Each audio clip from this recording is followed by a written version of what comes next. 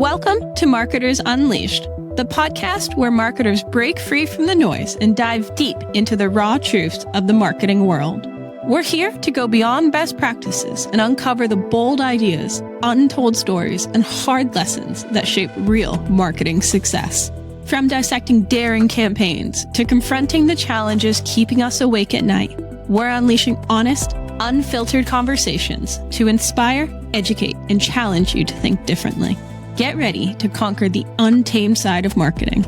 I'm your host, Catherine Strachan, and this is Marketers Unleashed, where we're not just talking marketing, we're redefining it. For anyone who doesn't know me yet, I'm Catherine Strachan, author of Scaling Success, Building Brands That Break Barriers, international keynote speaker, and fractional CMO for cutting-edge brands. I've spent years navigating the ever-changing world of marketing and have seen it all. As your podcast host, I bring my expertise and curiosity to the table, diving deep into honest conversations with industry leaders to uncover the insights, challenges, and bold ideas shaping our industry. Let's get started. Hello, and welcome to Marketers Unleashed. Today, I'm here with Mark Evans, who's going to be talking to us about being made redundant, his career journey, and building a portfolio career. Mark, do you want to get us started by telling us a bit about your background and who you are and what you do? Yes, I'd love to, and thank you for having me on. I spent 25 years corporate land as a marketer primarily, but I was an accidental marketer in that I was destined for a career in finance. I was made redundant before I'd even started my graduate job, but very fortunate to have landed in Mars and did a graduate thing there, and 25 years in marketing. Then 2.5 years ago, I moved into more of a portfolio space. I don't like the term, so I call it a fruit salad. And so now in a post-executive phase, I do a blend of coaching, advising, trustee, NED, mentoring, podcast, charity events. Nobody's cracked the code of life, but I'm really enjoying this next chapter. Yeah, I mean, I like the portfolio career model. We don't have to call it that. We call it a fruit salad. But I like that model. I do it myself. I'm keen to dive into that. But before we do, I want to talk about being made redundant because I have a lot of friends at the moment who are going through that. I mean, the market's shit and marketers are being hit pretty hard by the economic uncertainty of the last 2 years, certainly. I know that you're made redundant 4 times in your career, which could not have been easy, but can you tell me a little bit about those times and like what happened and what was going on? Yeah, happy to. And I do like to talk about this because it shouldn't be a taboo, and it is. But the reality is, I think on average, it's like 1.5 for every individual that's working. So I've already talked about the first one. I was made redundant when I hadn't started. I hadn't even set foot in the building. But the sequence of events are, I did 10 years at Mars.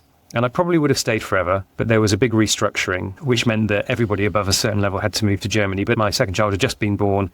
My wife was showing all the indications of having postnatal depression and so on. And therefore, it wasn't right. And it really hurt because it was somewhat elective in that I could have gone to Germany, but it wasn't the right thing for the family. But ultimately, organisations saying we don't actually really need you anymore, in a way. And then I went to 118. I did 4 years there. Big global restructuring. Role is no longer there. Fine. Then I went to HSBC, and only after 2 years of big restructuring meant that the role was no longer there. And obviously it hurts. The last time I was made redundant, I went home, and by this stage now my daughter is old enough to process these things. And I said, job's no longer there, but there's a bit of time I'll stick on and I'll find something else. It will all be fine. And it's not that I'm rubbish. It's not like your dad's rubbish. It's just that the role's no longer needed. And she sort of paused and said, yeah, but in the end, they just don't want you anymore, do they? It's like, okay.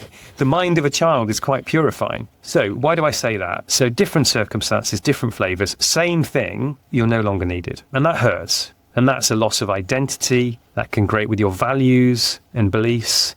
It can mean that all of a sudden you're not utilizing the skills that you've got, the behaviors that you like to demonstrate.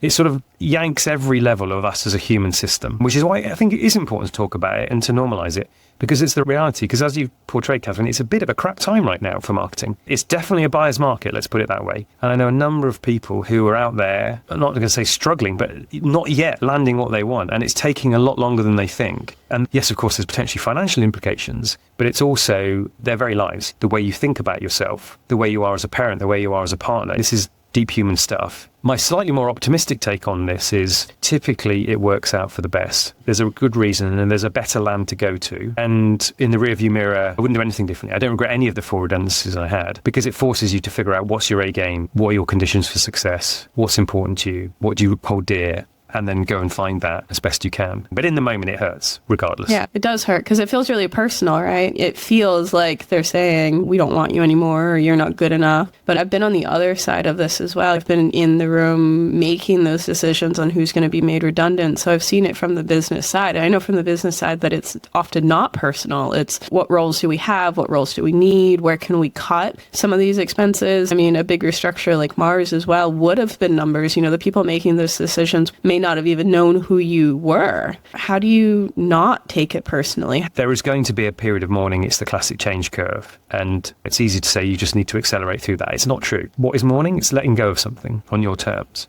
And that is a very real thing, to let go of what has been a part of your life. There's a really lovely little clip from Sam Harris when he talks about being cognizant of things happening, because at some point it will be the last time that it's happened and you'll miss it, good and bad. And so I think recognizing that it's painful and you need to go through that process of mourning is a thing. And there's a lovely expression that I learned from Laura Beckingham, who's a post-conventional coach. And she said that going through a transition like that is called the liminal space. I'd never heard of it. It sounded quite fancy. And when Laura explained it, she said it's between no longer and not yet. It's a space of frustration and anger and ambiguity and uncertainty and risk. But it's also a space of creativity and exploration and discovery and possibility and open-mindedness and learning. This ultimately tells me it's all about mindset. This transition process is recognizing, registering, acknowledging that there needs to be a mourning process. But in parallel, what's your mindset? Do you see the problem in the opportunity or the opportunity in the problem? I think that's the biggest sliding doors to effectiveness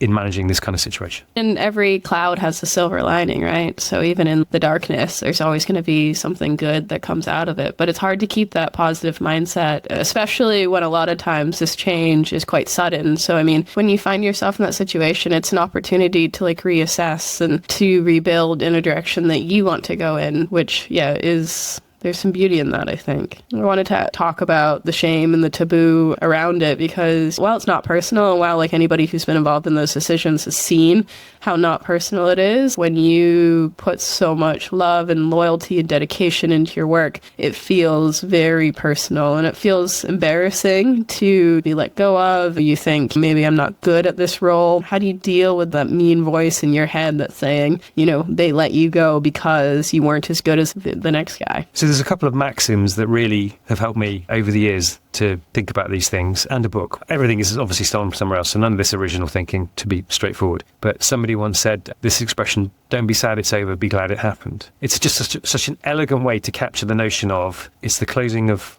one chapter and then the beginning of a new. So that just helped me. And so when I finally, for the first time ever, chose to leave an organization, not to be made redundant, but to move and transition into the portfolio fruit salad thing, that was part of my leaving speech. And I'd used it previously as well, but I think that's just such an elegant way of words, just to help to draw a line.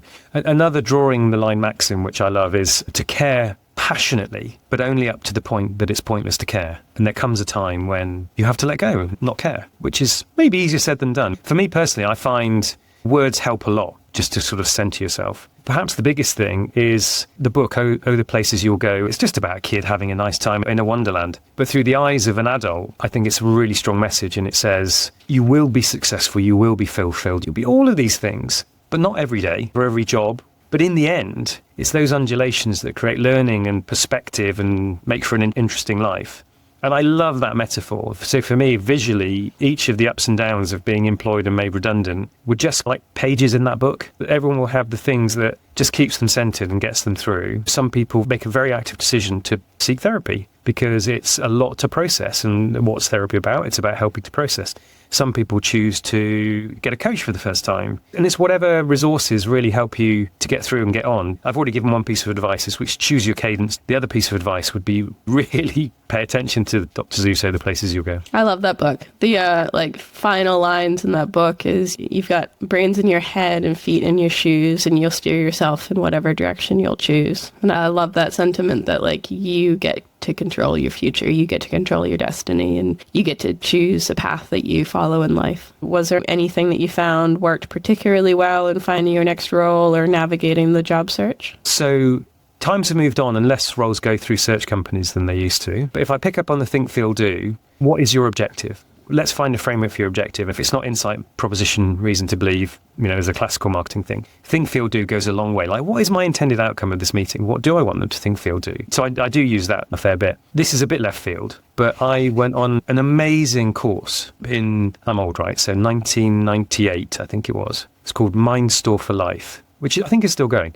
The founder and the presenter is a guy called Jack Black, not the sort of Hollywood star, but actually a Glaswegian social worker of old. And it was all about visualization, utilizing your right brain. It was revelatory. I'd liked it so much that I went back with my wife and did it. I'm not here to advertise the course, but the point was, it gave me quite early in my career, in a day when this wasn't a thing, an eye into visualization, which I now use quite a bit within my coaching to help people to vividly see a future reality and rehearse it. I heard a lovely story many years later that made me think I was ahead of the curve here. I saw Steve Backley, an Olympic javelin thrower, talk about his career. And the most meaningful thing to me was he said, I was meant to win the Olympic gold medal. I was the world champion. I was the world record holder. I'd won everything. And then I snapped my Achilles about 7 months before the Olympics. And he said all I could do was visualize. And so he remembered and watched the video of his most successful throw. And for months and months and months, he would see it from every seat in the stadium, the sights, the sounds, the smells, practicing that throw, not physiologically, but visually, visualizing it. And then when it got to the Olympics, he barely jogged.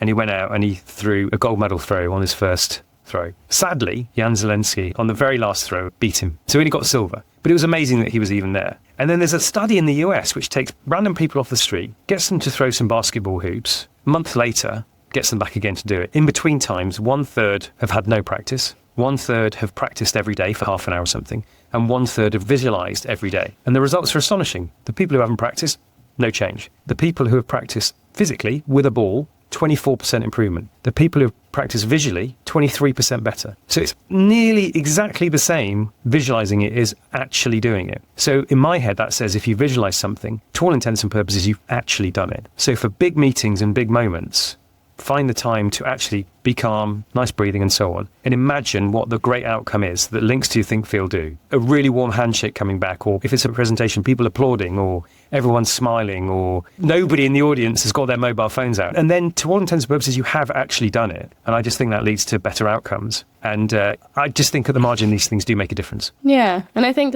rather than going into panic mode where you're just applying for 500 jobs every day, but actually taking the time to define what it is that you want, where you want to go, and visualizing how you're going to get there. It's the same strategy we create as marketers on how we're going to launch a campaign. What is your roadmap and how are you going to get there and what does that look like? So I think it makes a lot of sense to me. There's one other thing which comes to mind as a coach now. It's my go-to model. There's a chap called Robert Dilts, NLP, the neurological levels of change, or the logical ladders, or the logical ladder, or logical levels.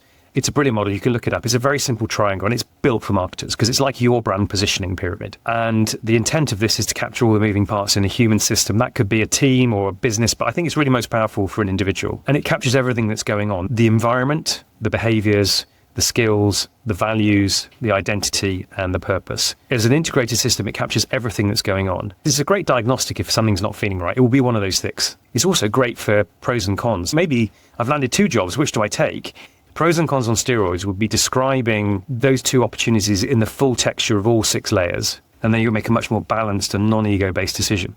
But the exercise that I get people to do when they're at these kind of inflection moments is think about when you are at your absolute frigging pinnacle best, smashing it in life and work and everything. Maybe one particular year or one project or one role or whatever it is. And then think about, okay, what was the environment that created the condition for success? The culture, the systems, the processes, the people, the sights and sounds and smells of that environment. And then in this environment, let's go up a layer. What behaviors you were demonstrating, not a laundry list, but the 2 or 3 that which were most powerful. Go up a layer. What are the skills that are most powerful to and available to you? Not a laundry list, but the things that really characterize your impact. Go up a layer. What are the values you hold dear? Again, not a laundry list of 5, 6, 7, but the 1 or 2 things. Go up a layer. What's your identity?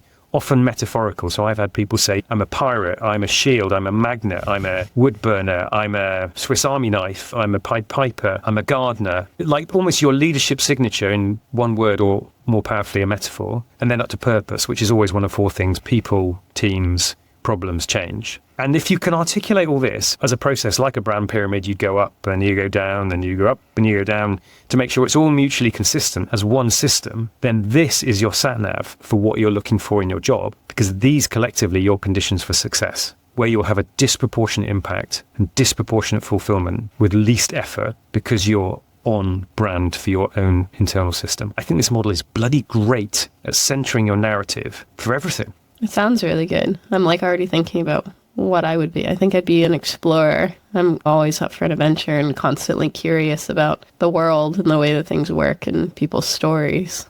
You could now do a word cloud, you could visualize it, you could get your crayons out. There was somebody I was coaching who, gardener was their metaphor. So the sights, the sounds, and the smells of a beautiful garden. Sometimes you've got to do structuring. This is the seasons, and sometimes winter comes. If he has to do a big board presentation, he needs to put his big boy pants on for Chelsea Flower Show. And then he said not so long ago, I need to leave, and now I need to leap the gate. But the most important thing is it's become a vivid way of him describing himself as a leader out loud to others. There's so many metaphorical references that drop off of it. And so for you as explorer, you know your MO, you know your shtick, you know what you do with friends, family, work colleagues, total strangers. You probably bring that exploratory discovery curiosity to bear. So now I'm thinking, okay, which explorer and where are you going and what are you taking with you and what are you leaving behind? You brought to life perfectly that if you can just tap into something which is natural to you, and this knits neatly with my worldview. I'm a pathological optimist. I believe you can have your cake and eat it in life. You can be more successful and you can be more fulfilled. Oh, how's that? There's no magic beans. It's just by knowing what your brilliant best is and doing it consistently. That's it. And staying true to yourself and following that. Yeah. Part of staying true to yourself now actually means having a fruit salad of a career. So maybe you're a chef. Can you tell me what that means? Yeah, what the hell is a fruit salad? I'm a Swiss Army knife. Box of tricks, template guy, all that. In service of helping people to be more successful and more fulfilled simultaneously. So that's my top of the ladder. Fruit salad. So I had quite a period of time to think about this because I'd made a decision way before I actually exited that this was what I was going to do. And I was able to have a vivid conversation with the CEO at the time, which, this is going to be my last exec job, but, I'll stay here for period longer, but that's inevitably where I'm going to go. Two elements to this. One is what I observed is that when people were talking about portfolio careers or plural careers, there was a real sense of status and ego attachment to that. So when I observed people talking on panels about, well, in my portfolio on my board or my boards, and I'm thinking, whoa, hang on, you're holding on to all the status and ego, which I think is part and parcel of letting go of that to move to a next chapter where you can have a bigger impact and it's less about you and you're more of a facilitator and so on and so forth. I just didn't like the formality and status attached with portfolio and plural. Then also I knew that like the Swiss Army knife for me would want to have something which is much more eclectic than maybe just like 3 FTSE 100 NED boards with 3,000 pages of board books to read every month. That wasn't going to be my combination of stuff. And I remembered Karen Blackett, who talked brilliantly about diversity. And she said, in the end, it's just like a fruit salad. It's tasty for all the component parts. And so then I thought, ooh, I could steal that, reappropriate that expression into what I'm doing now and say, well, something that's healthier, varied, tasty, and so on, and a bit irreverent, like not up its own arse. And so I love fruit salad. And if I used to be like the direct line guy, because that was where I was for a decade and that was a good gig, if I'm now the fruit salad guy, I love that because it, for me, it just has a sort of an irreverence and an energy. The marketer in me says it's quite distinctive. Like people say, what the hell's that? People then play it back to me later. So it seems to have a memorability. Back to think, feel, do. What am I trying to convey? It's kind of all joins up. The portfolio career is having a bit of a heyday at the moment. I know a lot of people who are wanting to do it. There's a lot of studies happening at the moment. But what should you think about if you want to maybe consider or explore that route? It's a fantastic question because it's not for everybody. And actually, I have to credit you. You sent me an article about some of the downside risks that made me really think about my advice to others in terms of it's not for everybody all the time. What I do is this combo of coaching, a couple of trustee roles, one big, one small, a couple of NED roles, quite small, a bunch of pro bono things, and then some more sort of like retained advisory. So you're not a consultant, you're not holding the pen, but you're there maybe 1 or 2 days a month to be helpful in whatever way is useful to that business or that individual. So I think the reasons you do it, or the reasons that I perceive, is freedom, control, more fun because you're doing things you want to do, more holiday, not working weekends, more variety, more learning, more network, commercially kind of about neutral. But many people think, oh my God, am I committing commercial suicide? But if you're reasonably successful in the way the tax works, it's not commercially self-sacrificial. But generally, you're in control, you're accountable to yourself, and you can have a lot of fun. Some of the things you let go of is the drudge of corporate life, some of the politics, some of the routine meetings, some of the things that you don't enjoy, making people redundant and so on. You also have a lot of cognitive freedom. My decoding of the corporate life is basically you're paid to be stressed because you're paid to hold it in your head all the time. That's what you're paid to do, to be obsessive. And what's interesting in a portfolio mode or fruit salad mode is you're paid almost the opposite, to have a clean brain and not to carry things and not to hold. Okay, yes, remember contexts and a bit of history, but, to be detached, to be out of the weeds and therefore give a perspective. And by virtue of the fact that you come at things from a distance is a superpower and you can't help but see things differently. So there's a cognitive freedom. So if I said all that to you, you'd say, where do I sign? There are some downsides to be aware of, two main ones. One is, it is a reduction in status. So you have to let go of, you no longer have a team, a title, a budget, a salary, power, corporate hospitality. That goes. The reality is, there may be some afterburn on that. You still get to do some fun things. If you work in marketing, it's a fun zone and there's always stuff around. But you no longer have status. And that is definitely a thing. And I said one of the greatest benefits of me taking quite a bit of time sequencing into this was I was more used to that idea. I mean, if I told you that, like, I clicked my fingers and suddenly I didn't even notice that I didn't have a team or a title or a budget, I'd be a bloody liar. The second thing is, if you like leading teams, that's gone. You can help people who are leading teams, but if that's your drug, and it was for me, then I definitely noticed not leading a big team. Now, I've hoodwinked myself on this one to say that it's not the same post-COVID. There isn't just as much chemistry and connection and leaning in, engagement perhaps, as there used to be. I'm probably just doing that for my own benefit. I'm sure it's not universally true, but nonetheless, it is a thing that you will miss leading a team where the daily ins and outs, the deeper relationships. In my case, I think I've got multiple senses of belonging across different things, but none is as deep. And as a result, and this is taken from somebody else, you don't get to crush it like you would if all you cared about for 6 months was one thing and then it came to fruition. You don't get to crush it like that. But then again, if you can get over the status thing, then there's as much satisfaction in helping 10, 20, 50 people crush it. So there's a trade. And I think this links to your article. I think when you're really in an exploratory phase in your career, then I can see the attraction. Once you're into the flow of your career, there are more risks to it. There are risks in going too young, because what are you? Are you a specialist? Are you a generalist? Have you maxed out your accelerated trajectory in where you are now? Will you be able to rejoin elegantly if it doesn't all work out? And then there comes a time, which was the case for me, when as you get older, you've accumulated more knowledge and wisdom. And so that transfer of knowledge and value through accumulated wisdom is genuinely a thing. You just have that sage, that experience, which means that you can, across many different contexts, get to the problem quickly, understand what the options would be, understand what needs to be true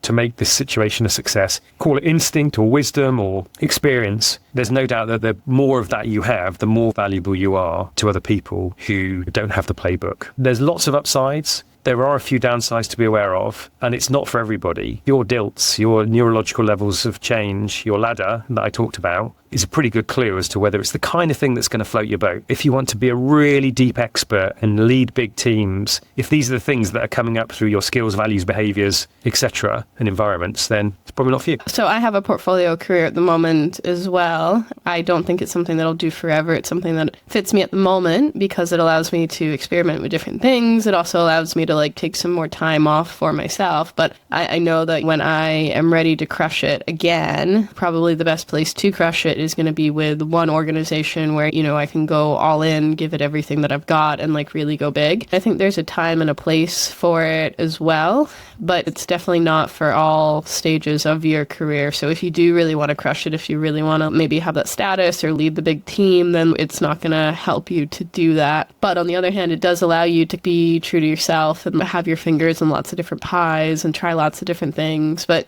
yeah, it's definitely not for everybody. And I do see a lot of people jumping into it at the moment without properly considering whether or not they should be. Fractionals are really big at the moment, whether or not they should be a fractional C-suite. And I think it's coming back to those objectives. Does it really fit where you are? Or do you feel like you have to do the fractional because the job market's shit and you're having a hard time finding a role? Is it part of your long-term plan and this is what you're going to do? Or is it more part of your short-term game? How do you start to build a portfolio career if you've decided that this is what you want to do? Yeah, you cover a lot of really great stuff there. To an extent, all of us at some point will be a bit portfolio, whether that's one or two side hustles, or as we get a bit older, we may want a trustee role or a volunteering role or a school governor role or something. So I always say to people, as soon as you've had the thought, the process has started. I think practicing what I preach, to think of it as a sequential journey, which chimes with what you said, which is if you lurch into it, it might be deeply unfulfilling. It may not be for you and it may be ineffective. I always tell people that if you're thinking about it, start now.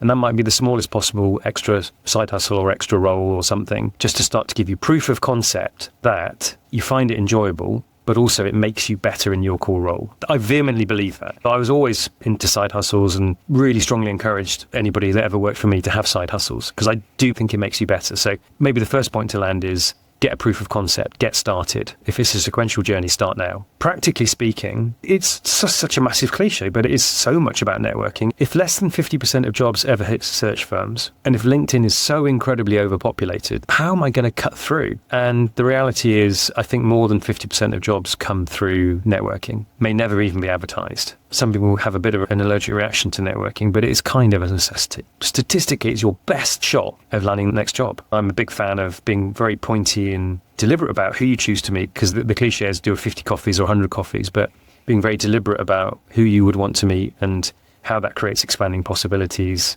And then making sure your network grows exponentially, making sure you never leave a networking conversation without at least one more contact. And the reality is, this is probably a big point to land. I think networking is massively misunderstood in terms of what the value exchange is. So often people think, it's a bit heavy, it's a bit burdensome. What the hell are they going to get out of it? How can I be impressive enough? Why would they want to give me their time? But what if this was the value exchange? As the advisor or the mentor or the coffee receiver, I give the mentee great advice, practical stuff, frameworks, shortcuts, opportunities, whatever it is. As the recipient, you get loads of practical things, useful things, and that operates in one part of the brain, the functional part of the brain. But then what's going on the other side? The person who's giving this advice is getting validation, a sense of worth, a good feeling about being helpful. We're talking about a neurochemical hit, endorphins, a chemical high, that is a much more powerful thing than all the functional stuff, neurologically. So this is why some people mentoring say, it's funny, I feel like I'm getting more out of it than I'm giving. Yeah, you are, because you're getting a higher order neuro hit. And I think that's quite liberating, because then you can say, the more I'm getting, even more they're getting. And it's a reframe, because you're actually being quite generous in allowing people to get a really nice neurochemical hit from being useful. And it's easy for them, because they're only talking about stuff they know already, and they probably told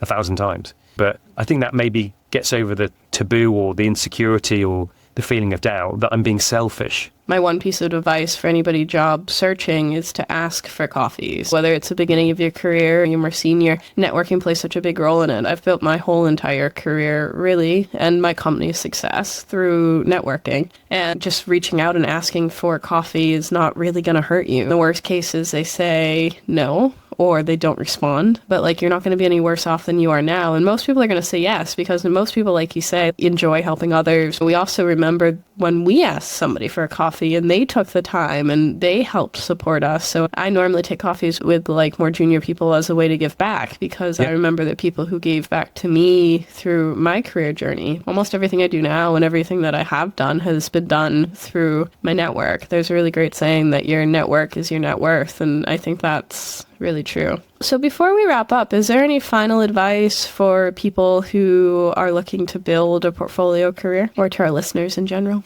Yeah, start early, as in proof of concept. Use DILT as a framework. Along the way, really enjoy it, because you'll miss it when it's all gone. But yeah, really value the key points. And then a final thought, which has really framed my whole career. And it's not specific to portfolio, but I think it directly relates. On the night of my graduation in 1995, out for a celebratory meal in a pretty low-rent curry house in Nottingham city centre. The ceremony of graduation should be more memorable, but for one very specific reason it wasn't. And that's because my best friend Matt, his dad Pete, asked if he could say a few words, and this is not a champagne sort of joint, but anyway. And he said this, he said, "As I look before you, I'm jealous. And the reason I'm jealous is because from this position you can achieve almost anything in the world. But at the same time, I pity you. And the reason I pity you is because for 20 years you'll go in search of success. And then after 20 years you'll realise, when maybe sadly your best years are gone, that it's not about success, it's about significance." But the really smart people figure out how to achieve success and significance simultaneously. And so that affected all of us that were there. It certainly affected me. And so my lifelong quest has really been to understand what is success and what is significance and what's the intersection of the two. And in some of the things I've done where I think I've really nailed that, it's a space of tremendous resourcefulness, creativity, opportunity, potential, heat, energy. And so my main piece of advice to myself and to anybody is just be really clear on what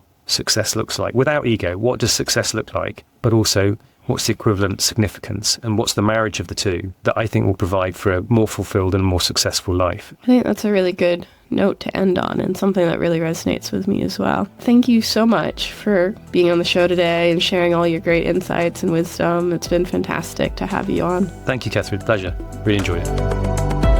That's a wrap for this episode of Marketers Unleashed. Thank you for tuning in and diving deep with us into the unleashed world of marketing.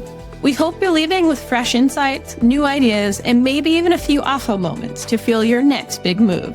If you've enjoyed today's conversation, don't forget to hit that subscribe button so you never miss a new episode. And hey, we'd love to hear from you. Drop us a review or connect with us on LinkedIn to share your thoughts and join in the conversation. Until next time, keep thinking bold, challenging the norms, and unleashing your inner marketer. After all, what's the worst that'll happen? I'm your host, Catherine Strachan, over and out.